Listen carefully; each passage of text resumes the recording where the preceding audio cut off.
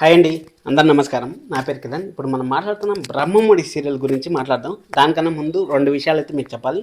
ఒకటి, రేవతి గారి క్యారెక్టర్ చేస్తూ ఉంటారు కదా, రేవతి గారి క్యారెక్టర్ అయితే ఫుల్ లెంత్ ఉంటుంది అనేసి అయితే ఒక ఇంటర్వ్యూలో అయితే చెప్పారు. వాళ్ళ ఇంటర్వ్యూ అయితే ఒకటి వచ్చింది. ఆ లింక్ కావాలనుకుంటే మన ఇన్స్టాగ్రామ్లో ఫాలో అవ్వండి, ఆ లింక్ మీకు పంపిస్తాను. అలాగే రుద్రాణి గారు ఒక రీల్ షేర్ చేశారు, అది కూడా ఇన్స్టాగ్రామ్లోనే, అది కూడా ఫాలో అవ్వండి. ఇన్స్టాగ్రామ్ ఫాలో అయితే లింక్ కావాలంటే ఇస్తాను. అక్కడ రాజ్ చైల్డ్ క్యారెక్టర్ అనేసి మనకైతే చెప్తా ఉంటారు. అంటే మీరు చెప్పిండేది, సబ్స్క్రైబర్లు చెప్పిండేది, అక్కడ అది నిజమా కాదా అనేది మనకు క్లారిటీ రావాలి. ఎందుకంటే రాజ్ చైల్డ్ క్యారెక్టర్ అక్కడ యామిని ఎపిసోడ్ సారీ మన రేవతి గారి ఎపిసోడ్స్ అయితే వస్తాయనేసి అయితే ఇన్ఫర్మేషన్ అయితే చెప్తా ఉంటారు. చూద్దాం, ఏదో జరగబోతుంది అనేసి అయితే మొత్తానికైతే మనకు క్లారిటీ అయితే వస్తుంది.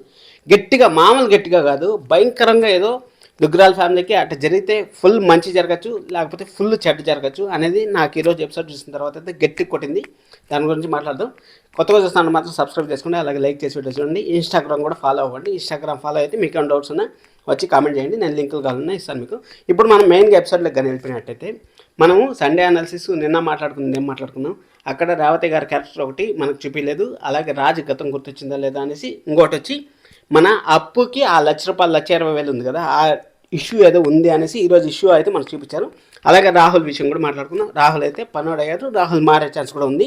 అందుకోసం అనేసి దుగ్గిరాల ఫ్యామిలీలో ఏదో గట్టిగా అయితే మొత్తానికి గట్టిగా భయంకరంగా గట్టిగా జరగబోతుంది అనేసి అయితే మనకైతే తెలుస్తూ ఉంది ఎపిసోడ్స్ వస్తా. అంటే ఇక్కడ రాజుని అందరూ చూసే కొందికి, అంటే నిజంగా ఒక రాజు ముందులా కాకుండా ఒక ఆ జీన కోట్ వేసుకొని ఉండేతనము అదంతా నెక్స్ట్ లెవెల్ అనిపించింది కదా.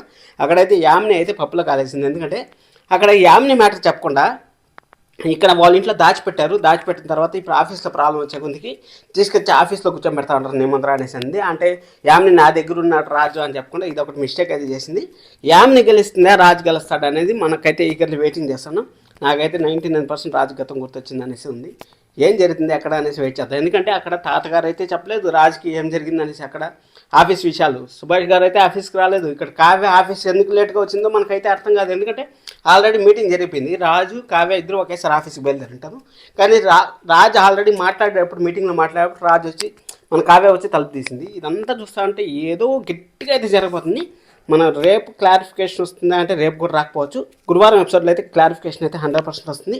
నేను నిన్న కూడా మీకు చెప్పాను, మనకు బుధవారం ఎపిసోడ్లో వస్తుంది ఎపిసోడ్, ఈరోజు అయితే రాదు అనేసి.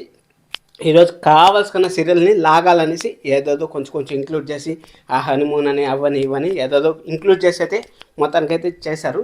మొత్తానికి రేపు ఎపిసోడ్ అయితే చింపేస్తారని అనిపిస్తుంది. సబ్స్క్రైబ్ చేసుకుంటే రేపు ఎపిసోడ్ కోసం వెయిట్ చేస్తాను. Thank you so much.